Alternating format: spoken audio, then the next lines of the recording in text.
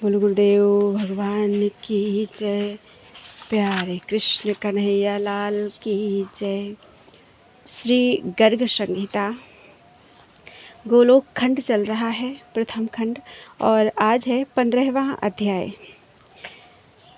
यशोदा द्वारा श्री कृष्ण के मुख में संपूर्ण ब्रह्मांड का दर्शन। नंद और यशोदा के पूर्व पुण्य का परिचय। गर्गाचार्य का नंद भवन में जाकर बलराम और श्री कृष्ण के नामकरण संस्कार करना तथा वृषभानु के यहाँ जाकर उन्हें श्री राधा कृष्ण के नित्य संबंध एवं महात्म्य का ज्ञान कराना। श्री नारद जी कहते हैं, राजन, एक दिन सांवले सलोने बालक श्री कृष्ण सोने के रत्न जड़ित पालने पर सोए हुए थे। उनके मुख पर लोगों के मन को मोहने वाले मंद हास्य की छटा छा रही थी। दृष्टि जनित पीड़ा के निवारण के लिए नंदनंदन के ललाट पर काजल का ढिठौना शोभा पा रहा था। कमल के समान सुंदर नेत्रों में काजल लगा था। अपने उस सुंदर लाला को मैया यशोदा ने गोद में ले लिया। वे बाल मुचकुंद पैर का अंगूठा चूस रहे थे। उनका स्वभाव चपल था। नील नूतन कोमल एवं घुंघराले केश बंधनों से उनकी अंगत छटा अद्भुत जान पड़ती थी। वक्षस्थल पर श्रीवत्स चिन्ह, बगनखा तथा चमकीला अर्धचंद्र नामक आभूषण शोभा दे रहे थे। अपार दयामयी गोपी श्री यशोदा अपने उस लाला को लाड़ लड़ाती हुई बड़े आनंद का अनुभव कर रही थी। राजन, बालक श्री कृष्ण दूध पी चुके थे, उन्हें जम्हाई आ रही थी। माता की दृष्टि उधर पड़ी तो उनके मुख में पृथ्वी आदि 5 तत्वों सहित संपूर्ण विराट ब्रह्मांड तथा इंद्र प्रभृति श्रेष्ठ देवता दृष्टिगोचर हुए। तब श्री यशोदा के मन में त्रास छा गया। अतः उन्होंने अपनी आंखें मूंद ली। महाराज, परिपूर्णतम भगवान श्री कृष्ण सर्वश्रेष्ठ हैं। उनकी ही माया से संपूर्ण संसार सत्तावान बना है। उसी माया के प्रभाव से यशोदा जी की स्मृति टिक न सकी। फिर अपने बालक श्री कृष्ण पर उनका वात्सल्यपूर्ण दया भाव उत्पन्न हो गया। अहो, श्री नंदरानी के तप का वर्णन कहाँ तक करूं? श्री बहुलासु ने पूछा, मुनिवर, नंद जी ने यशोदा के साथ कौन सा महान तप किया था जिसके प्रभाव से भगवान श्री कृष्ण चंद्र उनके यहाँ पुत्र रूप में प्रकट हुए? श्री नारद जी ने कहा, 8 वसुओं में प्रधान जो द्रोण नामक वसु है, उसकी स्त्री का नाम धारा है। इन्हें संतान नहीं थी। वे भगवान विष्णु के परम भक्त थे। देवताओं के राज्य का भी पालन करते थे। राजा ने एक समय पुत्र की अभिलाषा होने पर ब्रह्मा जी के आदेश से वे अपनी सहधर्मिणी धरा के साथ तप करने के लिए मंदराचल पर्वत पर गए। वहां दोनों दंपत्ति कंद, मूल एवं फल खाकर अथवा सूखे पत्ते चबाकर तपस्या करते थे। बाद में जल के आधार पर उनका जीवन चलने लगा। तदनंतर उन्होंने जल पीना भी बंद कर दिया। इस प्रकार जनशून्य देश में उनकी तपस्या चलने लगी। उन्हें तप करते जब 10 करोड़ वर्ष बीत गए, तब ब्रह्मा जी प्रसन्न होकर आए और बोले, वर मांगो। उस समय उनके ऊपर दीमकें चढ़ गई थीं, अतः उन्हें हटाकर द्रोण अपनी पत्नी के साथ बाहर निकले। उन्होंने ब्रह्मा जी को प्रणाम किया और विधिवत उनकी पूजा की। उनका मन आनंद से उल्लसित हो उठा। वे उन प्रभु से बोले, श्री द्रोण ने कहा, ब्रह्मन, विधे परिपूर्णतम जनार्दन भगवान श्री कृष्ण मेरे पुत्र हो जाएं और उनमें हम दोनों की प्रेम लक्षणा भक्ति सदा बनी रहे, जिसके प्रभाव से मनुष्य दुर्लंघ भवसागर को सहज ही पार कर जाता है। हम दोनों तपस्वी जनों को दूसरा कोई वर अभिलषित नहीं है। श्री ब्रह्मा जी बोले, तुम लोगों ने मुझसे जो वर मांगा है वह कठिनाई से पूर्ण होने वाला और अत्यंत दुर्लभ है। फिर भी दूसरे जन्म में तुम लोगों की अभिलाषा पूरी होगी। श्री नारद जी कहते हैं, राजन, वे द्रोण ही इस पृथ्वी पर नंद हुए और धरा ही यशोदा नाम से विख्यात हुई। ब्रह्मा जी की वाणी सत्य करने के लिए भगवान श्री कृष्ण पिता वसुदेव जी की पुरी मथुरा से ब्रज में पधारे थे। भगवान श्री कृष्ण का शुभ चरित्र सुधा निर्मित खांड से भी अधिक मीठा है। गंधमादन पर्वत के शिखर पर भगवान नर नारायण के मुख से मैंने इसे सुना है। उनकी कृपा से मैं कृतार्थ हो गया था। वही कथा मैंने तुमसे कही है। अब और क्या सुनाऊं? श्री बहुलासु ने पूछा, महामुने, शिशु रूपधारी उन सनातन पुरुष भगवान श्री हरि ने बलराम जी के साथ कौन कौन सी लीलाएं की, यह मुझे बताइए। श्री नारद जी ने कहा, राजन, एक दिन वसुदेव जी के भेजे हुए महामुनि गर्गाचार्य अपने शिष्यों के साथ नंद भवन में पधारे। नंद जी ने पाद्य आदि उत्तम उपचारों द्वारा मुनिश्रेष्ठ गर्ग की विधिवत पूजा की और प्रदक्षिणा करके उन्हें साष्टांग प्रणाम किया। नंद जी बोले, आज हमारे पितर, देवता और अग्नि सभी संतुष्ट हो गए। आपके चरणों की धूलि पड़ने से हमारा घर परम पवित्र हो गया। महामुने, आप मेरे बालक का नामकरण कीजिए। वे प्रभु, अनेकों पुण्यों और तीर्थों का सेवन करने पर भी आपका शुभागमन सुलभ नहीं होता। श्री गर्ग जी ने कहा, नंद राय जी, मैं तुम्हारे पुत्र का नामकरण करूंगा, इसमें संशय नहीं है, किंतु कुछ पूर्व काल की बात बताऊंगा, अतः एकांत स्थान में चलो। श्री नारद जी कहते हैं, राजन, तदनंतर गर्ग जी नंद, यशोदा तथा दोनों बालक श्री कृष्ण एवं बलराम को साथ लेकर गौशाला में, जहाँ दूसरा कोई नहीं था, चले गए। वहाँ उन्होंने उन बालकों का नामकरण संस्कार किया। सर्वप्रथम उन्होंने गणेश आदि देवताओं का पूजन किया। फिर यत्न पूर्वक ग्रहों का शोधन करके हर्ष से पुलकित हुए महामुनि गर्गाचार्य नंद से बोले।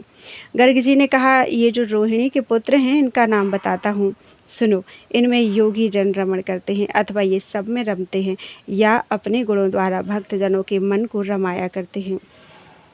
इन कारणों से उत्कृष्ट ज्ञानी जन इन्हें राम नाम से जानते हैं। योग माया द्वारा गर्भ का संकर्षण होने से इनका प्रादुर्भाव हुआ है, अतः ये संकर्षण नाम से प्रसिद्ध होंगे। अशेष जगत का संहार होने पर भी ये शेष रह जाते हैं, अतः इन्हें लोग शेष नाम से जानते हैं। सबसे अधिक बलवान होने से ये बल नाम से विख्यात होंगे। नंद, अब अपने पुत्र का नाम सावधानी के साथ सुनो। ये सभी नाम तत्काल प्राणी मात्र को पावन करने वाले तथा चराचर समस्त जगत के लिए परम कल्याणकारी हैं। का अर्थ है कमलाकांत, ऋकार का अर्थ है राम, श का अक्षर है सा अक्षर षड्विध ऐश्वर्य के स्वामी श्वेत द्वीप निवासी भगवान विष्णु का वाचक है। अड़ा नरसिंह का प्रतीक है और अकार अक्षर अग्निभुक, अग्नि रूप से भविष्य के भोक्ता अथवा अग्निदेव के रक्षक का वाचक है, तथा दोनों विसर्ग रूप बिंदु नर नारायण के बोधक है। ये छहों पूर्ण तत्व जिस महामंत्र रूप परिपूर्णतम शब्द में लीन है, वह इसी व्युत्पत्ति के कारण कृष्ण कहा गया है। अतः इस बालक का एक नाम कृष्ण है। सत्ययुग, त्रेता, द्वापर और कलयुग, इन युगों में इन्होंने शुक्ल, रक्त, पीत तथा कृष्ण कांति ग्रहण की है। द्वापर के अंत और कली के आदि में यह बालक कृष्ण अंग कांति को प्राप्त हुआ है। इस कारण से भी यह नंद नंदन कृष्ण नाम से विख्यात होगा। इनका एक नाम वासुदेव भी है। इसकी व्युत्पत्ति इस प्रकार है। वसु नाम है इंद्रियों का, इनका देवता है चित्त। उस चित्त में स्थित रहकर जो चेष्टाशील है, उन अंतर्यामी भगवान को वासुदेव कहते हैं। वृषभानु की पुत्री राधा जो कीर्ति के भवन में प्रकट हुई हैं, उनके ये साक्षात प्राणनाथ बनेंगे।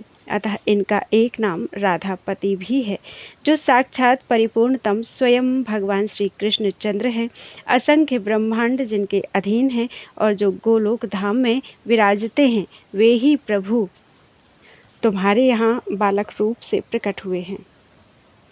पृथ्वी का भार उतारना, कंस आदि दुष्टों का संहार करना और भक्तों की रक्षा करना, ये ही इनके अवतार के उद्देश्य हैं। भरत वंशोद्भव नंद, इनके नामों का अंत नहीं है। वे सब नाम वेदों में गूढ़ रूप से कहे गए हैं। इनकी लीलाओं के कारण भी उन कर्मों के अनुसार इनके नाम विख्यात होंगे। इनके अद्भुत कर्मों को लेकर आश्चर्य नहीं करना चाहिए। तुम्हारा अहोभाग्य है, क्योंकि जो साक्षात परिपूर्णतम परात्पर श्री पुरुषोत्तम प्रभु हैं, वे तुम्हारे घर पुत्र के रूप में शोभा बढ़ा रहे हैं, शोभा पा रहे हैं। श्री नारद जी कहते हैं, राजन, यूं कहकर श्री गर्ग जी जब चले गए, तब प्रमुदित हुए महामती नंद राय ने यशोदा सहित अपने को पूर्ण काम एवं कृत्य माना। तदनंतर ज्ञान शिरोमणि, ज्ञानदाता, मुनि श्रेष्ठ श्री गर्ग जी यमुना तट पर सुशोभित वृषभानु की पुरी में पधारे। छत्र धारण करने से वे दूसरे इंद्र की तथा दंड धारण करने से साक्षात धर्मराज की भांति सुशोभित होते थे। साक्षात दूसरे सूर्य की भांति वे अपने तेज से संपूर्ण दिशाओं को प्रकाशित कर रहे थे। पुस्तक तथा मेखला से युक्त विप्रवर गर्ग दूसरे ब्रह्मा की भांति प्रतीत होते थे। शुक्ल वस्त्रों से सुशोभित होने के कारण वे भगवान विष्णु की सी शोभा पाते थे। उन मुनि श्रेष्ठ को देखकर वृषभानु जी ने तुरंत उठकर अत्यंत आदर के साथ सिर झुकाकर उन्हें प्रणाम किया और हाथ जोड़कर वे उनके सामने खड़े हो गए। पूजनोपचार के ज्ञाता वृषभानु ने मुनि को एक मंगलमय आसन पर बिठाकर पाद्य आदि के द्वारा उन ज्ञान शिरोमणि गर्ग का विधिवत पूजन किया। फिर उनकी परिक्रमा करके महान वृषभानु वर इस प्रकार बोले। श्री वृषभानु ने कहा, संत पुरुषों का विचरण शांतिमय है, क्योंकि वह गृहस्थ जनों को परम शांति प्रदान करने वाला है। मनुष्यों के भीतरी अंधकार का नाश महात्मा जन ही करते हैं, सूर्यदेव नहीं। भगवान, आपका दर्शन पाकर हम सभी गोप पवित्र हो गए। भूमंडल पर आप जैसे साधु महात्मा पुरुष तीर्थों को भी पावन बनाने वाले होते हैं। मुने, मेरे यहाँ एक कन्या हुई है जो मंगल की धाम है और जिसका राधिका नाम है। आप भली भांति विचार कर यह बताने की कृपा कीजिए कि इसका शुभ विवाह किसके साथ किया जाए। सूर्य की भांति आप तीनों लोकों में विचरण करते हैं। आप दिव्य दर्शन हैं। जो इसके अनुरूप सुयोग्य वर होगा उसी के हाथ में इस कल्याणमयी कन्या को दूंगा। श्री नारद जी कहते हैं, राजन, तदनंतर मुनिवर गर्ग जी वृषभानु जी का हाथ पकड़े यमुना के तट पर गए। वहां एक निर्जन और अत्यंत सुंदर स्थान था, जहां कालिंदी जल की कल्लोल मालाओं की कलकल ध्वनि सदा गूंजती रहती थी। वहीं गोपेश्वर वृषभानु को बिठाकर धर्मज्ञ मुनीन्द्र गर्ग इस प्रकार बोले। श्री गर्ग जी बोले, वृषभानु जी, एक गुप्त बात है, यह तुम्हें किसी से नहीं कहनी चाहिए। जो असंख्य ब्रह्मांडों के अधिपति, गोलोक धाम के स्वामी, परात्पर तथा साक्षात परिपूर्णतम हैं, जिनसे बढ़कर दूसरा कोई नहीं है, स्वयं वे ही भगवान श्री कृष्ण नंद के घर में प्रकट हुए हैं। श्री वृषभानु ने कहा, महामुने, नंद जी का भी भाग्य अद्भुत है, धन्य एवं अवर्णनीय है। अब आप भगवान श्री कृष्ण के अवतार का संपूर्ण कारण मुझे बताइए। श्री गर्ग जी बोले, पृथ्वी का भार उतारने के और कंस आदि दुष्टों का विनाश करने के लिए ब्रह्मा जी के प्रार्थना करने पर भगवान श्री कृष्ण पृथ्वी पर अवतीर्ण हुए हैं। उन्हीं परम प्रभु श्री कृष्ण की पटनानी जो प्रिया श्री राधिका जी गोलोक धाम में विराजती हैं, वे ही तुम्हारे घर पुत्री रूप से प्रकट हुई हैं। तुम उन पराशक्ति राधिका को नहीं जानते। श्री नारद जी कहते हैं, राजन, उस समय गोप वृषभानु के मन में आनंद की बाढ़ आ गई और वे अत्यंत विस्मित हो गए। उन्होंने कलावती कीर्ति को बुलाकर उनके साथ विचार किया। पुनः श्री राधा कृष्ण के प्रभाव को जानकर गोपवर वृषभानु आनंद के आंसू बहाते हुए पुनः महामुनि गर्ग से कहने लगे। श्री वृषभानु ने कहा, द्विजवर, उन्हीं भगवान श्री कृष्ण को मैं अपनी यह कमल नैनी कन्या समर्पण करूंगा। आपने ही मुझे यह सन्मार्ग दिखलाया है, अतः आपके द्वारा ही इसका शुभ विवाह संस्कार संपन्न होना चाहिए। श्री गर्ग जी ने कहा, राजन, श्री राधा और श्री कृष्ण का पाणी ग्रहण संस्कार मैं नहीं कराऊंगा। यमुना के तट पर भांडीर वन में इनका विवाह होगा। वृंदावन के निकट जनशून्य सुरम्य स्थान में स्वयं श्री ब्रह्मा जी पधार कर इन दोनों का विवाह कराएंगे। गोपवर, तुम इन श्री राधिका को भगवान श्री कृष्ण की श्री वल्लभा समझो। संसार में राजाओं के शिरोमणि तुम हो और लोगों का शिरोमणि गोलोक धाम है। तुम संपूर्ण गोप गोलोक धाम से ही इस भूमंडल पर आए हो। वैसे ही समस्त गोपियां भी श्री राधिका जी की आज्ञा मानकर गोलोक से आई हैं। बड़े बड़े यज्ञ करने पर देवताओं को भी अनेक जन्मों तक जिनकी झांकी सुलभ नहीं होती, उनके लिए भी जिनका दर्शन दुर्घट है, वे साक्षात श्री राधिका जी तुम्हारे मंदिर के आंगन में गुप्त रूप से विराज रही हैं और बहुसंख्यक गोप और गोपियां उनका साक्षात दर्शन करती हैं। श्री नारद जी कहते हैं, राजन, श्री राधिका जी और भगवान श्री कृष्ण का यह प्रशंसनीय प्रभाव सुनकर श्री वृषभानु और कीर्ति दोनों अत्यंत विस्मित तथा आनंद से आह्लादित हो उठे और गर्ग जी से कहने लगे। दंपति बोले, ब्राह्मण, राधा शब्द की तात्विक व्याख्या कीजिए। महामुने, इस भूतल पर मन के संदेह को दूर करने वाला आपके समान कोई दूसरा नहीं है। श्री गर्ग जी ने कहा, एक समय की बात है, मैं गंधमादन पर्वत पर गया। साथ में शिष्य वर्ग भी थे। वहीं भगवान नारायण के मुख से, श्रीमुख से मैंने सामवेद का यह सारांश सुना है। रकार से रमा का, आकार से गोपिकाओं का, धाकार से धरा का तथा आकार से विरजा नदी का ग्रहण होता है। परमात्मा भगवान श्री कृष्ण का सर्वोत्कृष्ट तेज 4 रूपों में विभक्त हुआ। लीला, भू, श्री और विरजा, ये 4 पत्नियां ही उनका चतुर्विध तेज हैं। ये सब की सब कुंज भवन में जाकर श्री राधिका जी के श्री विग्रह में लीन हो गई। इसीलिए विज्ञजन श्री राधा को परिपूर्ण तमा कहते हैं। गोप जो मनुष्य बारंबार राधा कृष्ण के इस नाम का उच्चारण करते हैं, उन्हें चारों पदार्थ तो क्या, साक्षात भगवान श्री कृष्ण भी सुलभ हो जाते हैं।